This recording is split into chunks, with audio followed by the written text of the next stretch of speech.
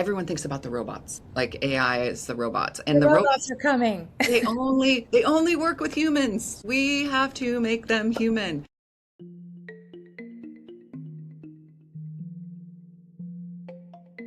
This is the Metamorphosis Moment, a podcast from Noetic Consultants.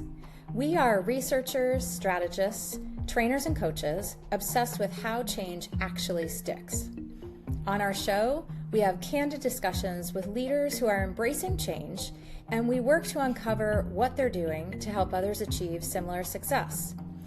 Just like with our clients, we bring our Noetic secret sauce to each conversation. We dig into the messy middle, finding human behavior and leadership factors that are making a difference, and sharing practical guidance that you can use in the moments that matter most.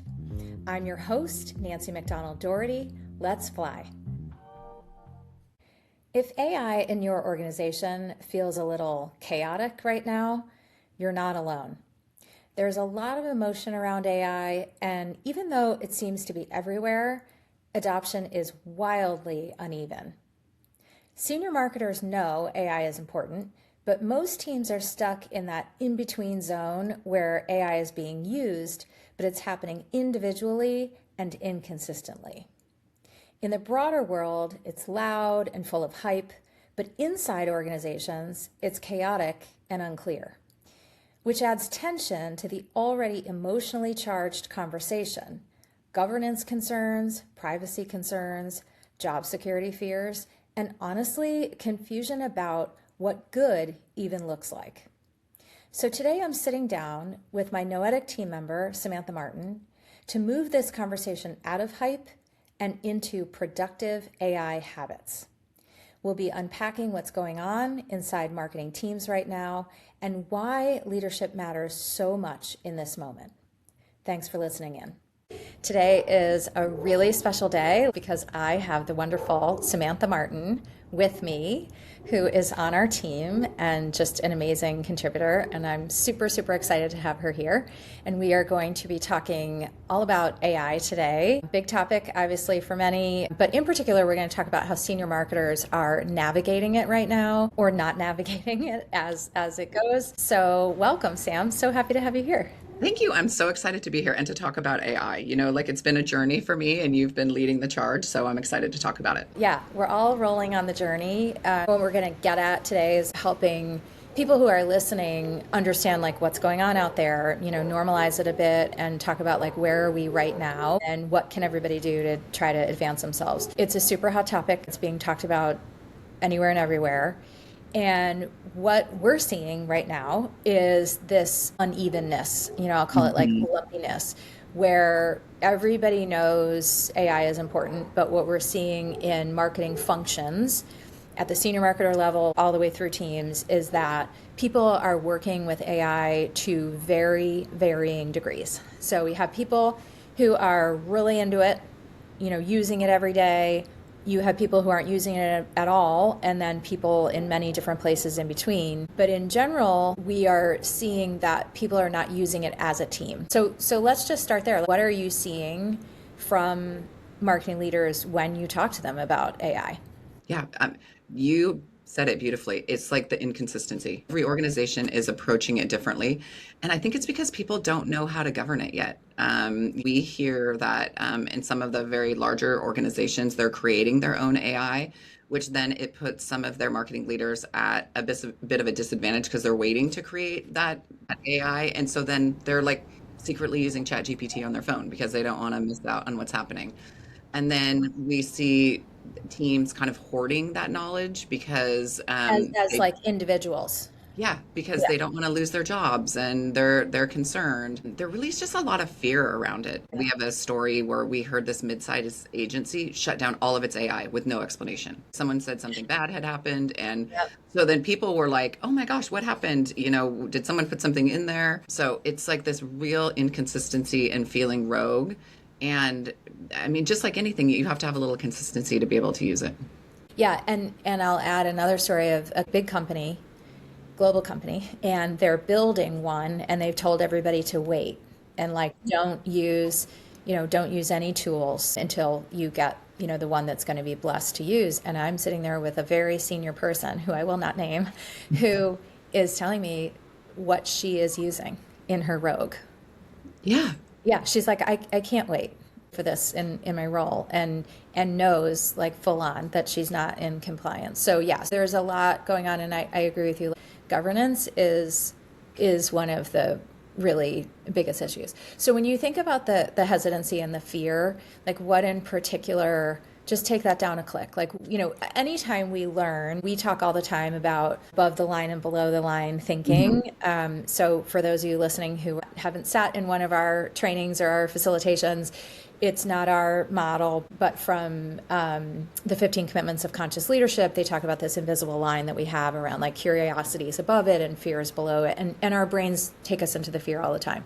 But like, put a sharper point on that, like specific to AI, what are those things that are making people hesitant to jump in? Oh my gosh, easy peasy lemon squeezy on that one. It is the data, privacy data. Everyone is so fearful for that. And by the way, we have been brought up over the last 10 years of digital is like, do not PII, do not put PII. That's why we have cookies. And so people are really nervous about what can I put in, what can I put in, what can I ask, what can I ask, especially when we work with healthcare and financial services companies. The second is like, what if I learn to do something really well and it's going to make me lose my job? Like it can replace me, and I think that's a scary moment for people. And then this one, which makes me so sad, is like they think like creativity is going to be lost. And I'm like a fairly recent adopter to AI. I'd say like the last 12 to 18 months. And I think it makes you more creative. And I call it like the sourdough starter, amuse bouche. Like you have to put the human element on top of it. And so I have such empathy where they're saying that creativity is going to be lost because we all see it on TikTok, all those videos that are created and things like that. But like to really have it be impactful for a marketing team, you have to put the human layer on it. I agree with you. I think it actually enhances creativity. I don't think it squelches it. Although I do think that you could get into like lazy thinking. So Oh, you could let the AI do it, right? And then be less creative, but it doesn't have to be that way. One of the things that I recently read about that creativity concern is the fact that like as AI gets better and better, a person's creative vision can be brought to life easier and more specifically. So let's say I'm a sculptor and I have a vision in my mind of what this new statue is going to look like. I don't know if this is the best example, but I'm going with it. You make the statue, Nancy. Let's do it. we'll go with it. I can build that in AI to see what it looks like so that I know and can have with specificity, I can like work through the coding of what's in my brain to then bring it to life as a demo version to then be able to create it. So our ability to take something from our imagination to the page, our imagination to the 3D structure, our imagination to the full documentary, like whatever the thing is, that we can do that with more ease with AI. I mean, not AI doesn't have that capability perfected, but that was like just a really interesting angle that I hadn't heard before on like further creative juice. Well, and then riff on that. Imagine if you could put a campaign in there. I've been in marketing for years. Imagine if you put a campaign in there, ask them to build the 3D around it and poke holes at it. Like, what's wrong with this campaign? Like, that's creativity. And it's giving you that juice of AI to really poke the holes around it very quickly. Yeah, I think the thing that you're also touching on there is the ability of AI to help make one's thinking clearer or better. Yeah. And while I'm well aware that, it can hallucinate and it's only pulling from what's out there. So you have to be very discerning. But one of the things I've really noticed, I would say, especially in the last like 6 months where I've been really intensely using it for research to get Hmm. myself smarter on topics that are relevant to Noetic and our clients, is that it's making me smarter. It's Hmm. teaching me things, trust and verify, but it's teaching Yeah. me things that actually doesn't make me faster in any way. Like there's no like, efficiency there. It's actually probably slowing me down in certain kinds of ways, but I feel like it's making my outputs better. One of the things I know we've been talking about and seeing is that there's a difference in the adoption curve based upon size of company. Like the long story short of that is it's like the mid-sized, which obviously that's a really big range. I want to talk a little bit about what we're seeing there and why it is like the mid-sized company that seems to be struggling the most with adoption. And I think touching on it from before is those enterprise organizations caught AI at the beginning and have built their own AI. So they have been strong. Whereas mid-sized organizations are in that messy middle. They're like, don't have enough money to build one. What should we buy? And there's so many things to buy now, like, are you going to use ChatGPT? Are you going to use Copilot because that's what's available in there? Are you going to use Claude? And just not understanding how it can be tailored to them. And then we sit in, a time now where five generations are at work, and so there are people that have been using AI, for the last 5 years, for their whole career, and then people that like me who are just new to it in the last 18 months. So there's this comfort divide of how people are using it. And a And lot of feelings about that a too. lot of feelings about it I too. was talking to somebody yesterday who said with great emotion, you know, I have been working with AI since 2022. Like it's so tedious to him that people are like just getting on board. Well, and that's an interesting point too, Nancy. Sometimes the more comfortable you get, the less guardrails you give on yourself. You're like, oh, I'm just gonna like start throwing things in there and doing it. And then that becomes a problem in a team, of like somebody who has this expertise on it that feels more comfortable, but then it's not operationalized. Like they're not using Yeah. the right governance. Talked about the risk with the governance. Like obviously if people are going rogue, like which they are, by the way, like especially I will say, like if your organization doesn't have a governance policy, and even if you do, if you're not enforcing it and you don't have transparency on it, people are going rogue. But but what about like beyond the governance, which is a huge issue and data privacy and all that, but what else is a company at risk for? If they're using it just in the individualized manner. I think the risk for them is that there isn't a consistent way that it's being used and people are using it without training. I kind of think about if you buy a gym membership Hmm. and then you don't take advantage of like the tour and you don't understand the classes and you're not going on a consistent basis. That's how I feel organizations have approached. They've bought some sort of AI and then they haven't taught themselves how to do it.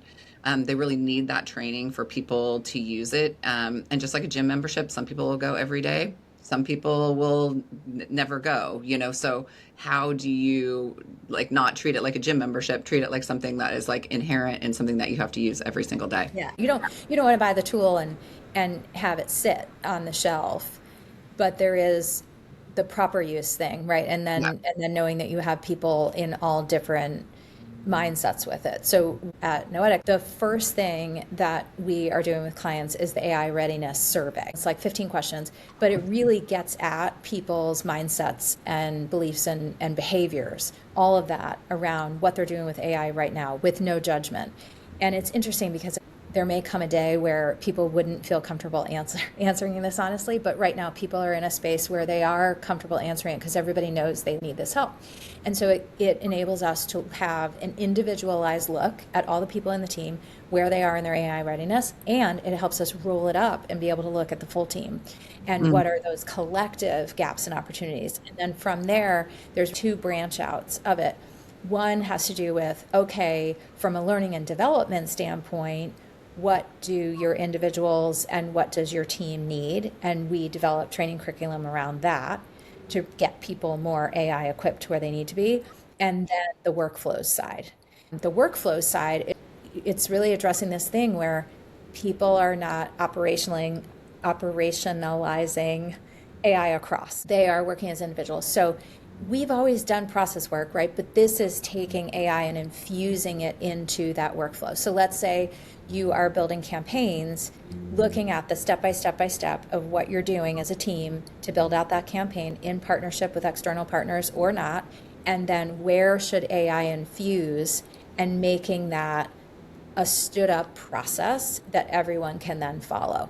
So we look for what we call the hotspots. So when people Mm. are telling us about the current state, like we do this and then we do this and then we do this, oftentimes hotspots come up like, where are you spending too much time? Where are things not being done with consistency? Where are the handoffs not really working? Where Yeah. are people not involved as early on as they should be involved? Where is Yeah. quality falling off? Like whatever is making it difficult. And in some of those cases, not all, AI can help. And so then we figure out where are those places. And then very importantly, we then train it out. Because, just because you document the new process with AI infused, and you're like, there it is, really pretty. People don't necessarily know how to use it. But that's really Yeah. what it takes. And why we start with the AI readiness is that this is change management. And you're not going to get to the change if you don't start with like, where are your people right now? And honestly, like, you don't want to skip that part, Yeah. because that's the part where we're finding people pull themselves into a new place of learning, because we really looked at them as an individual of where you are right now. We're going to meet you where you are and help you get further. The key on that too is the consistently training across an entire team. Is getting those processes, but make sure we do that consistent training across the team. And we can identify champions too. If you have Yep. people within the organization who really get it and are passionate about it, there's a very constructive way, non-punitive way of Mhm. having those people become part of that effort. It's the same idea of having brand ambassadors within the company. It's AI ambassadors who help catalyze other people. Yeah, it's such a smart tool, and I think it's such a benefit for leaders to understand. And I think the tool then gives you the right entry points to have conversations.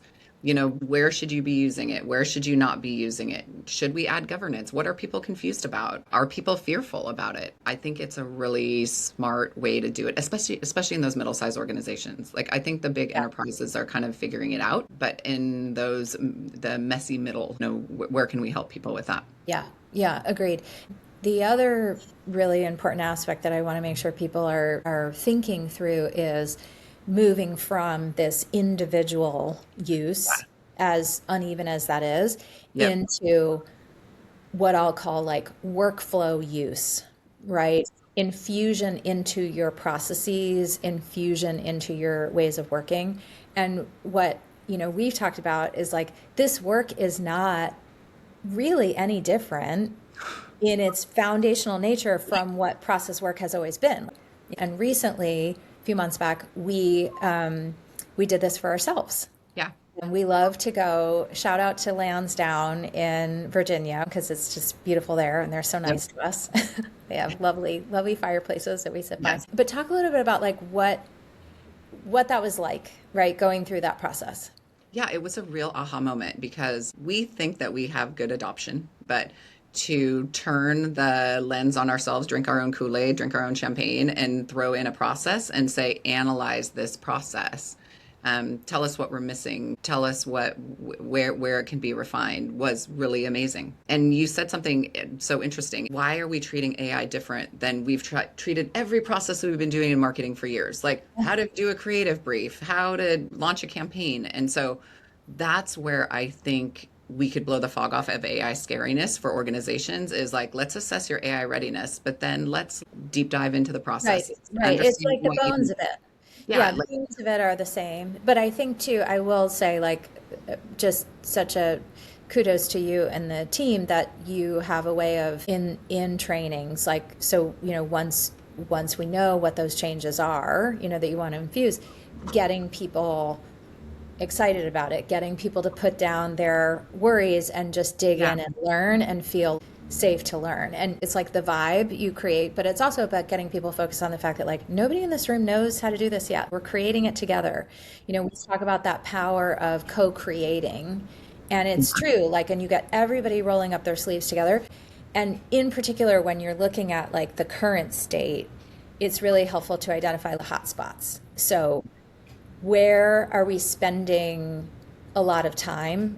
Where are we maybe not as high quality as we want to be in any way? But a lot of it is about where are the time savers. That's an easy one to think of with AI, but I think the less easy one is where do we need really good collaboration and really good handoffs? yeah. Because that stuff is not going to be solved by AI and should not be replaced by AI. And so Yep. you want to protect, right, the parts of the workflow that need to be protected.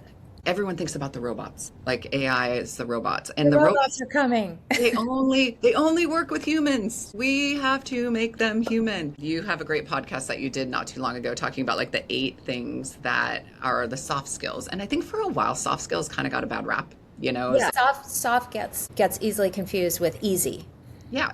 Yeah. And the soft skills, Are the hard skills. they're the hard skills. They're the hard skills. And I feel compelled to go through them because I have listed on a sticky note on my laptop. Communication, never easy. You need communication for AI. Collaboration, you have to work together. You need to have curiosity. You need to have creativity. You need to have critical thinking. People think that AI gets rid of critical thinking. It's not. It makes your brain get bigger. I love that when I put something into AI and I'm like, hey, you know what? That's a good. Interesting. That's interesting. I hadn't thought of that. Um, you have to be adaptable. AI is not really adaptable. We have to be adaptable as humans. We have to be emotionally intelligent. We still have to deal with each other. And then we got to project manage the whole thing to the end. AI is not doing any of that. So when people get fearful about losing their jobs, I'm like, lean into those soft skills. Like, have those soft skills. Like, they're so important. And then the other thing that you said was back on training is there is this like little weird thing about AI that people think it just solves it right away. It's Mhm. not. It's a journey. Like I think about how much I had to train my AI to like understand like what I'm looking for. Like try it again, make it more hardworking. Think about it. And so when we talk about equipping people, we are equipping people with the right toolbox to use AI. AI is not the toolbox. We have to give you a toolbox to use AI. Like we want to make it hardworking for you. On the skills, I love that you had those on a sticky and wanted to go through all of them. I love that. I want to put a slightly finer point on two of those. One is project management because I think it just feels like one of these is not like the others. Like we're talking Yeah. about like, communication, emotional intelligence, whatever. But in a world where we're working alongside the bots and the people and we're managing frankly more complex Hmm. work because we have more capabilities because AI is the engine for that. You have to be more organized. Even in one's own AI ecosystem, you can quickly get lost Yeah. once you do enough searches. So you have to know when is it time to build, a bot, what chat would call a GPT, when is it time to just do, a regular old prompt. So it's managing across the projects that you have, but it's also more specifically project managing your own AI work, if that makes sense. And then the 100%. other one is emotional intelligence. Increasingly, as we are with the tech all the time, we have to remember how to be human with the humans. I think back, it probably was like 2006 or something when like Blackberries got big. And I was with a client and we were in person and we were walking to lunch and Blackberries had just gotten distributed at the company. And so Mm. everybody had one. And we were walking to lunch and everybody was on their phone and nobody was talking to each other and nobody was looking where they were walking. And I'd never seen it before. Yeah. I'd never seen it before. And I was like, that is rude. It's a little dangerous because people were not looking where they were going, crossing the street, the Yes. sidewalk, whatever. Yeah. But you think nothing of that now.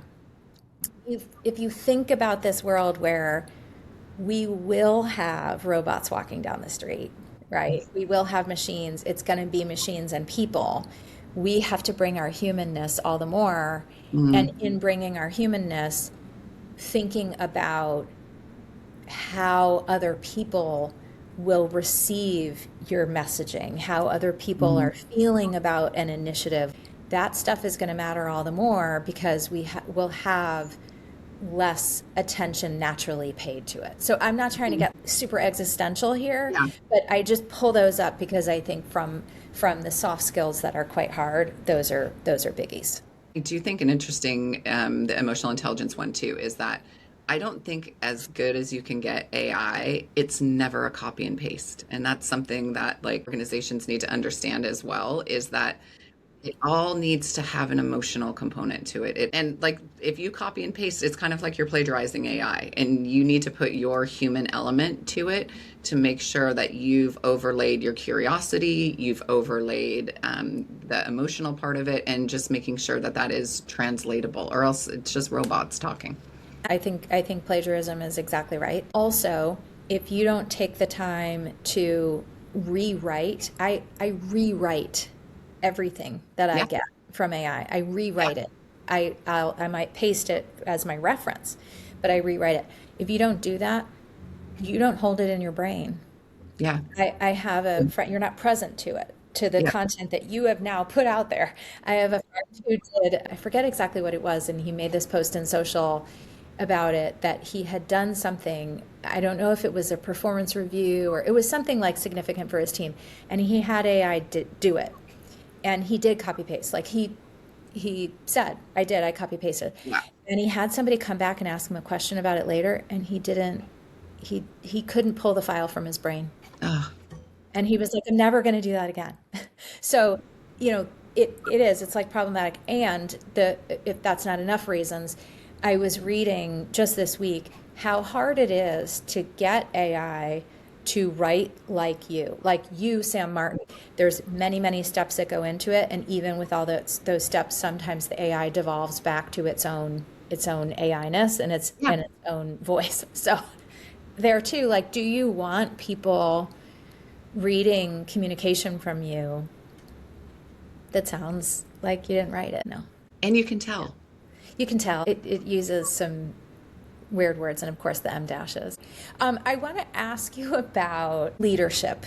Leadership when it comes to AI. We are in immense change. So Yep. there is an inherent lack of stability when technology is moving Yeah. so quickly, but it's not like the leaders are sitting there with all the answers. What are you seeing, again, in the glass half full? What are you seeing that leaders are doing to create that stability in what is a rather unstable time? Yeah. I mean, there's a really simple answer to this is leaders continue to be stable. We've seen the really beautiful leaders are the ones that are steady through the course, Yeah. like they're navigating the waters, they're figuring it out. They're admitting when it's hard. I'm thinking about the global organization we're working with right now who has like an amazing CMO who's steady through it all. Like so many things are happening and she's steady and she's trying out AI and she's trying out all sorts of things and is being very honest with her team. But I also think she's equipping her team. That's why, of course, I'm going to talk about our AI readiness again. She wants to know where her team is, and like using an AI readiness is to say, wow, these are my gaps. This is what I'm looking at 6 months, 12 months, 18 months from now that I can fill in those gaps. It would be hard to be a CMO right now. Yeah. They have For so many many, reasons. for many reasons, but AI is like that additional one. And just to be steady through the storm, and to make sure that your team feels adapted and they're using their gym membership. I literally am just off a coaching call Mhm. with a senior leader. And what you're saying right now around that stability, it was a big part of our conversation. And I just want to give like a plug for having a coach if you're a senior Yeah. leader. Now, I of course think you should do that with us. But but Yes. but honestly, just the idea of having a coach if you are in a leadership position, because and what I was just discussing in this session is you really need to be that stability, and when Mhm. you are that stability, your people get so much from that. It's like Yeah. when a toddler falls down and skins their knee, the first thing they do is they look at their parent to see whether or not they should be upset. Yeah. And when the parent is not upset, they don't cry. They Yeah. get up and they move on. However, there's a wear and tear on that too, because the leader is being that absorber, Yeah. right? They're absorbing all of that. That is part of where coaching can be so helpful, because it gives you this like safe container, confidential space to work through your management of yourself. And I really think that any great leader has a coach for performance, but I also think for one's emotional management of oneself, Yep. it's an amazing tool. Let's talk a little bit about, like, on the bright side. What do you see happens when leaders are setting those clear guardrails, when they're helping people, like leaving room for the fears, but pushing them to the curiosity? Like, what kinds of things do you observe in that space where people are doing it well? One thing that I would say is leaders that acknowledge AI is here to stay is such a mind-opening moment for a team. Because I think there's a lot of like hesitancy about using it and guardrails, and we can talk about all these things, but like just having that acceptance that AI is around and we're going to have to figure out how to navigate it, and for leaders to be very specific about how to use it. We were actually in a meeting and Something came up and the leader looked it up and said, "Oh yeah, I just put it in Chat GPT and this is what they said. Here's a good idea." And like the team was like, "Wait, you're using Chat GPT?" And she's like, "No, we should all be using Chat GPT." And so it's like demo do, as a leader, show how to use it, show that it's an opportunity to be collaborative and not to be just kind of using it on your own and not sharing. That's where I'm seeing the best. Also, finding really specific moments to use it. So I'll use an example for an organization that really researched what their competitors were doing in campaigns. Adding that overlay of looking at it on AI, it was different than, they could go out there and Google and see what they were Right. doing. But then adding that, like, look at these three competitors. What are they doing for, their digital campaigns? Tell us, like, where there's gaps, where there's strengths. And I thought that was a really interesting way to approach it, because in some cases you're going to have the subjectivity of just looking at it. If you're a creative, if you're a production person, you're looking at it. But then, like, let's put it into like the AI expert and to say what they see, Yeah. what's the benefit, what's a strength. So those are just two like examples that are off the top of my head. Love that. I think what you're saying in the demo do, like, leaders need to lead from the front on this. Yeah. There are various things that have come up over the years that are, technological advances that I think if you're a very senior leader, you appropriately delegate. You might even stand up a function around it, but you might delegate to someone to become that expert. And for so many reasons, it's not a good idea with AI, because if you don't, it's such a big change. I'm not going to go to the hype. It's huge, It's huge. but it's such a big change that if you as a leader aren't leading from the front, then you will not have people really respect and understand, no, I really do need to get my mind around this. Again, Yeah. there's going to be some people who are going to do it naturally anyway, but you're not going to get all the people to buy in. It's going to be hard enough to get all the people to buy in. So we are close to the end, Sam. This is nonsense nest. This And is too much. I know, I could just talk to you all day. Sometimes I do talk to you all day. So typically at the end of a session, we Yeah. ask our like classic metamorphosis moment question. I'm going to switch it up a little bit because this is an AI driven episode. So my question for you is, we always talk about like pivotal moments coming out of your chrysalis, right? Is there a moment for you that got you thinking about AI differently? What was your metamorphosis moment when it comes to your AI journey? I was really kind of slow to the AI because I was like, the robots, the robots. And then I had one day I saw my husband sent an email, a female email to everyone in the family. And it was so beautifully written. And I was like, I do not know who I'm married to right now. I'm like, what is this? And I go, did you write that? And he said, oh no, I put it in AI and it helped me write it. And then I made it sound like me. And I just had this moment of like, it is for everybody. AI is for everybody. It's going to be out there, and it kind of blew the fog off of my nervousness about getting in it, because I didn't want AI to think I was dumb. I know that sounds terrible, but like I didn't want to be like asking the wrong questions, and they're like, no. And so it was like AI is everywhere. It's omnipresent. I had to just get in there and do it. And I think the first question I asked AI is what should I be asking you, AI? Like I wanted it to tell me what to do. And that was just my big moment. Everyone's going to use it. And I have such empathy for leaders because it's hard and you have to figure out how to bring AI into it. Come find us. We're doing the AI readiness. I think even with coaching, ironically, I just came off a coaching call as well, and she's really stressed about AI, and we talked about it. That's really interesting with our coaching practices is we coach marketing leaders, so coach you through advancing your professional career, but also we do marketing every day. So like, what are you finding? How do you make that connection? That cross section, yeah. Yeah. So whether it's, the readiness survey to get a beat on it, whether it's working it into workflows, whether it's working it into coaching, it's malleable in terms of how we can help it, but we can help. Just adding to your point of like where you didn't want AI to like think that you were dumb. This may sound a little weird. I think one of the things that's made me much better with AI is that I have now made friends with it. No. It's become a bit of a coworker for me. I don't take everything it says at face value and I don't cut and paste from it. but I try to really tell it what I really think and what I really am trying to do and see what it tells me. And so it's kind of like an informed and sometimes uninformed advisor of sorts that I have to stay, skeptical and discerning with, but is inherently trying to be helpful to me. But I don't like it when it blows smoke at me. If you don't tell it to be objective, it's always complimenting you. I don't like that. So I'm always saying to it, be objective, and oftentimes I'll say be a tough critic because I wanted to give it to you straight.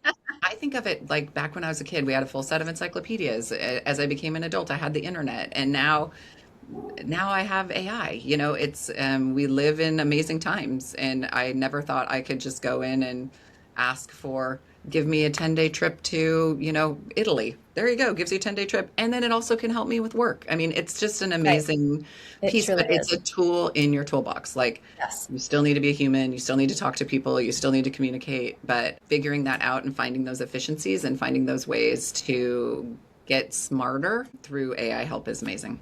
Yeah. Well, I really appreciate you taking the time Of course. today. So much of our getting to a good place with AI is going to be the human leadership.